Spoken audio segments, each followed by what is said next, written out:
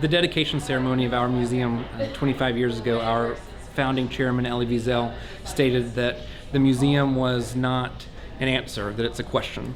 And so for the past 25 years, our institution has been working to ask these big, complex questions about history and about human nature.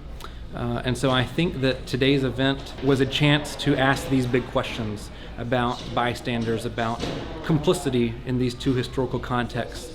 So it was a chance for us to come together as a community to not compare two histories, but to ask questions about how does racism look and function in different societies. I thought it was a really interesting event, and I'm very happy that I was actually able to attend. I think it's very important for events like these to take place. It's important to put a narrative behind these numbers and these stories so people can actually connect to them.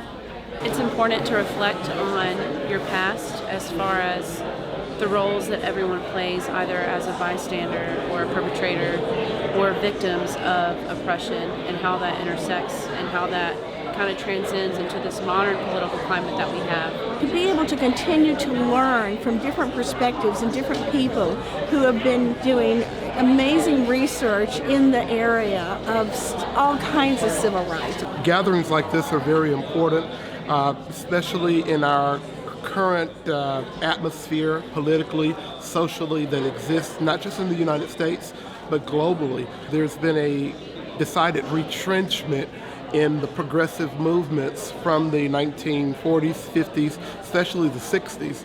And to have people come together and discuss issues of the Holocaust and Jim Crow, it reminds us that all of that work that was done, what's on the other side of it. So when people start talking about going back and making things like they used to be, I think sometimes it's because they forget what things used to be.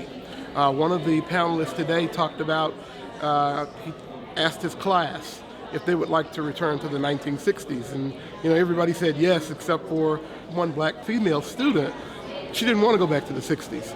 And I think that if we look at this history and really study it, we'll learn from it and not be so prone to making the mistakes we're making right now. We hear about this stuff in the history books, and we don't exactly put a face or a name to the stories that we hear. And so tonight it was all about knowing that it happened to real people, and then it was also helpful in us experiencing the emotions that they felt at the same time too. I think events like these are really important because in the poster competition, they had information about all different types of problems and social issues that we've had. So I think it's important to include all these together in one show to really put perspective on the different things that are happening and how they're all connected together. I think it's most important all communities should see it, be involved, and know what's going on. I felt like it was a really good event, and it taught us a lot about not waiting to just people to tell your history, but going out and getting it told, because you don't want this to be repeating itself, I think I really learned today the importance of the role of recognizing the power of your voice and then utilizing your voice not to be the loudest person in the room, but to be an ally and speaking up for those who don't necessarily have as strong of a platform based on their demographics or their education or whatever it may be.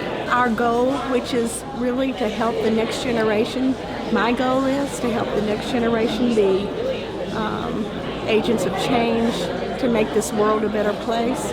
One of our strengths is that we have the power to convene people, to bring people together, to have these types of conversations. Through these discussions of these big questions that we can draw lessons about contemporary relevance of these histories.